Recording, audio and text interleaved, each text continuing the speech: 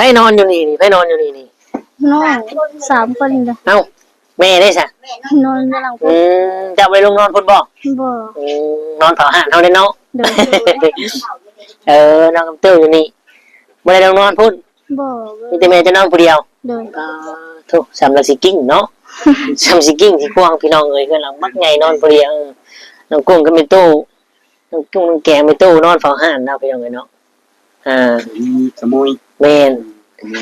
เพราะว่าสาบัวเราก็ว่าอย่าเปิดห้านไม้อยู่แล้วว่าเนาะเปิดอยู่พูนทางลมพุ่นแม่นเครื่องก็ยังบ่แล้วครับ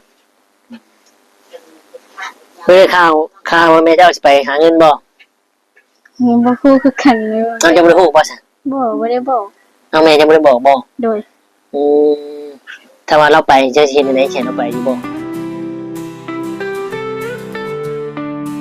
ดูคำปันสู่คนสู่ชีวิตผ่านมรสุมท้องทับลงในใจเจอเรื่องร้ายทำให้เหลือเรี่ยวแรงแต่หัวใจยังไม่แพ้กับทักทายสบายดีและสวัสดีเด้อพ่อแม่พี่น้อง FC ของทุกคำเบิดทุกคนทุกท่านน้องพี่น้องเนาะก็ได้เดินทางมาฮอดแล้วพี่น้องเอ้ยเดินทางมาฮอดเรือนสาวบัวเนาะ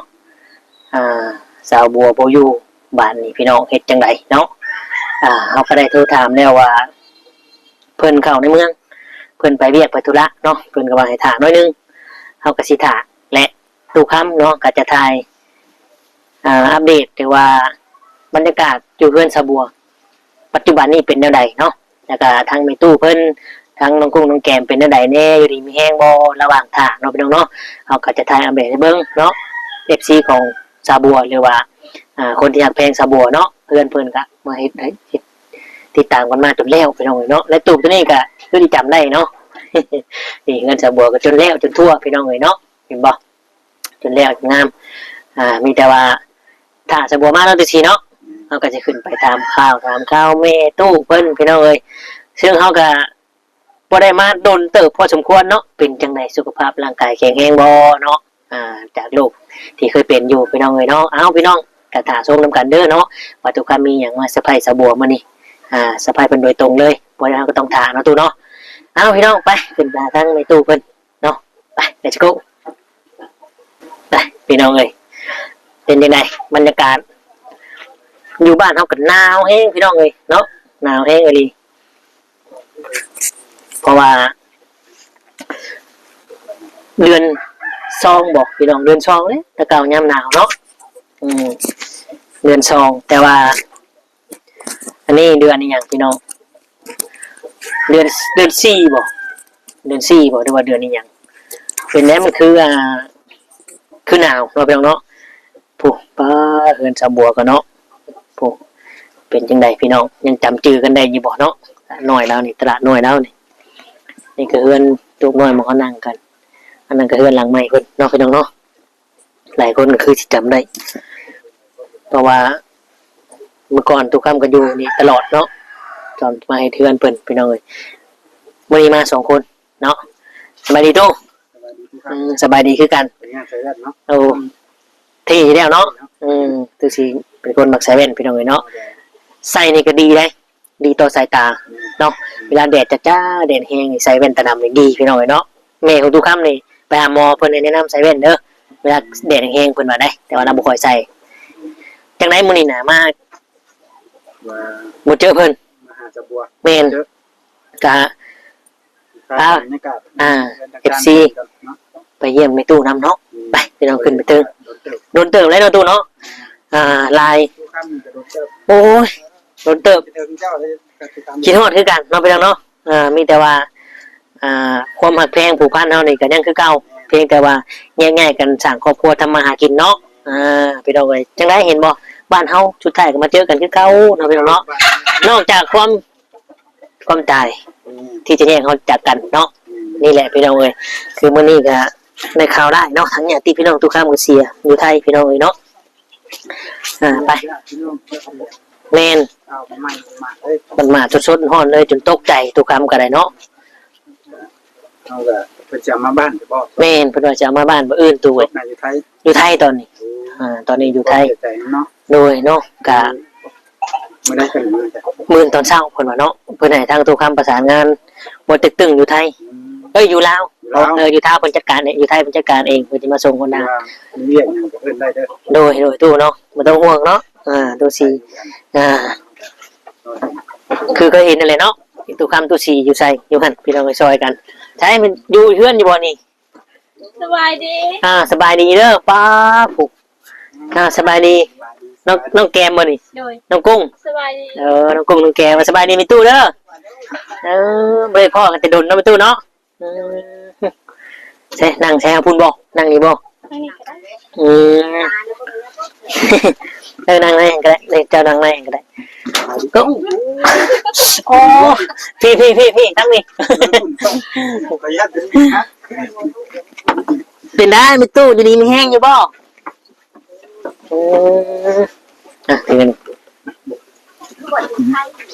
แม่นอยู่ไทยหากันมา จะเชื่อนั่น เสือก็ถือเอาก็ได้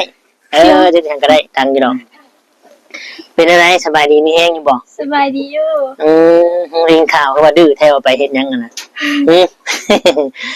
หยอกเพิ่นไปน้องแม่เพิ่นน่ะลูกดื้อว่าซั่นเนาะไปซะเด้ว่ะ เอาไปหาแม่กันละไหม แม่เจ้าไปไสน่ะ จะมาจักคนไปใส่บ่จัก เขาบ่ได้บอกจะบ่ บ่ เพิ่นไปโดนเตือนแล้วบ่ โดนเติบแล้ว เดี๋ยวเพิ่นก็คงมาแหละเนาะ โดย แต่ไหนเขาโรงเรียนฮอดชั้นใดแล้วนี่น่ะ มหนึ่ง ม .1 ได้ไปม เอ้ยขน้อย .1 น้องแกม โดย น้องแกมม .1 เจ้าเด้ ปห้า ป .5 เอาคือตามหลังกันเนาะตามมันขึ้นไป ปีหน้าก็ขึ้นม.1 แม่นมีม .2 เป็นไงกิจการเฮารุ่งเรืองอยู่บ่ห้านเฮานี่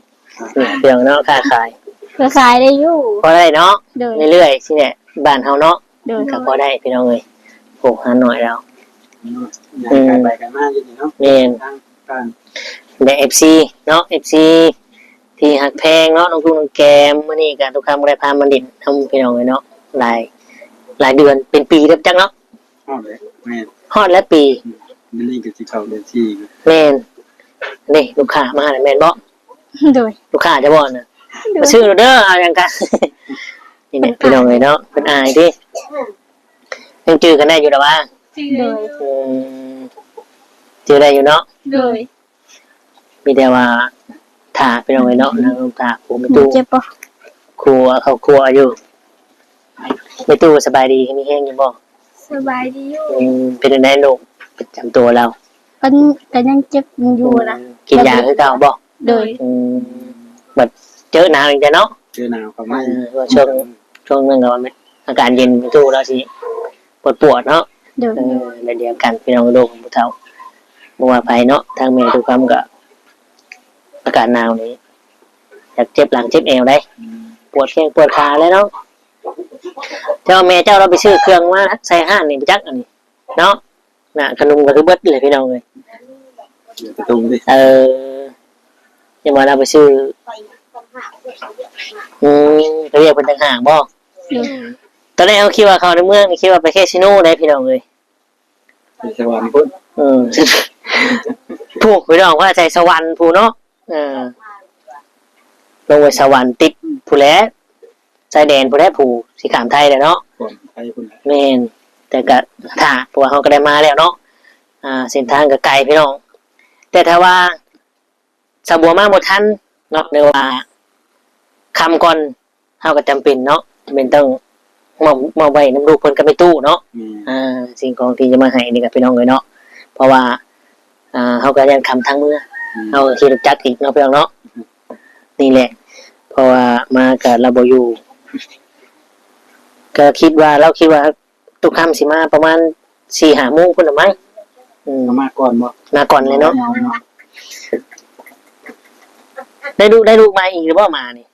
โอ้เพิ่นเอามาให้ มา ตอนมาตอน ได้อีกหรือเปล่า ยังมีมาตอนมี2ตัว คุณหมอ เนี่ยตัวไม่ตู้ให้ก็ได้ลูกเลยเด้แม่นเต็มอยู่นะ ยังมา ให้แม่อุ้มมาละ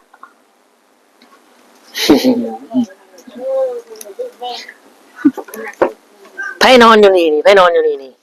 น้อง3คนเลย เอ้าแม่ได้ซะ นอนกำลัง จะไปลงนอนพุ่นบ่ บ่ นอนเผาห่านเฮาได้เนาะ โดย นอนกับเต้าอยู่นี่บ่ได้ลงนอนพุ่น บ่ มีแต่แม่จะนอนผู้เดียว โดย ทุกสำลักสิกิ้งเนาะสำสิกิ้งที่กว้างพี่น้องเอ้ยคือหลังมักใหญ่นอนผู้เดียวน้องกุ้งก็มีตู้น้องกุ้งน้องแกมีตู้นอนเฝ้าห่านเนาะพี่น้องเอ้ยเนาะมีสมุย แม่น สมุยนั่นแหละ เพราะว่าสาวบัวเราก็ว่าอยากเปิดห้านไม้อยู่แล้วว่าเนาะเปิดอยู่พูนทางลมพูนแม่นเครื่องก็ยังไม่ได้เอาครับเฮ้ยข่าวว่าแม่เจ้าสิไปหาเงินบ่ ยังบ่ฮู้คือกันเลย น้องจะบ่ได้ฮู้บ่ซะ บ่ได้บอก น้องแม่จะบ่ได้บอกบ่ โดย อืมถ้าว่าเราไปจะเฮ็ดจังได๋แค่เราไปอยู่บ่ ให้ไป ให้ไปเลยติแฮงมันแม่หาอยู่บ่ โดย เพิ่นให้เพิ่นฮักเพิ่นแพงกันแน่เนาะบ่อยากให้ไปทุกที่ทุกเดนเนาะพี่น้องเอ้ยเนาะได้ยินข่าวเพิ่นสิไปหาเงินว่าเนาะพี่น้องทุกคำก็ขึ้นมาเอามวยผ้าไปว่ะทุกคำสิมาเล่นน้ำอยู่ว่ะเนาะแต่เจ้าก็บ่ฮู้เนาะเอาแม่สิไปเนาะ โดย เอาเพิ่นบ่บอกเจ้าเพิ่นสิลักไปจักกันนี่เนาะ แล้วจะไปบอกเพิ่นก่อน เนาะ บอกเขาก่อน เจ้าว่าเราสิบ่ว่าสิหายไปจักเนาะโอ้เจ้าไปบอกน้องกุ้งน้องแกมให้ยังเพราะว่าแหละถ้าว่าเราลักไปนี่จะเฮ็ดจังได๋ จะเฮ็ดได้ ก็ให้ไปติ ได้ไปเลยติเราได้ไปเลยเนาะเราบ่บอกเฮ็ดได้เนาะ โดย เราก็ไปหาเงินนะครับมาเมืองครอบครัวแน่เนาะเลยไม่ตู้ฮู้อยู่ติไม่ตู้เราบอกเจ้าอยู่ว่าสิไปนะอืม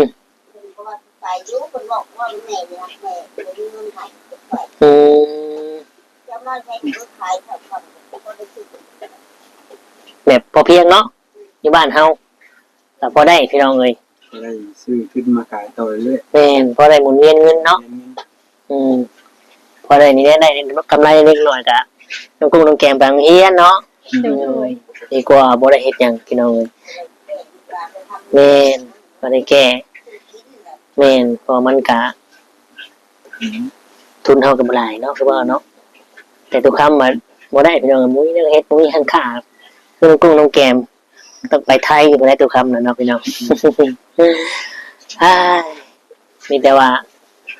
ถ้าเนาะตู้เนาะ เลยมาเนี่ย แม่นเอาเฮาก็ แต่ว่ามันยังบ่มากคือว่าอ๋อเนี่ยต้องเป็นทั้งหมดเลยทั้งลูกเป็น แม่นถึงมองไป เอาเบิ่งก่อน เราก่อนจังหน่อยหนึงเนาะมีแต่ว่าฝากไว้ซะนี้น้องกุ้งแกมเนาะเฮาก็สิลงไปนั่งท่าอยู่ลุมประตูเนาะให้บรรยากาศ น้องเป็นสักคน แม่นพักผ่อนพักกันเฮ็ดเวียกหยังมื้อนี้ ล้างถ้วยได้น้ำ ล้างถ้วยได้น้ำคือเก่าเนาะ โดย เวียกเพิ่นเบกซานเฮาปกติพี่น้องเอ้ย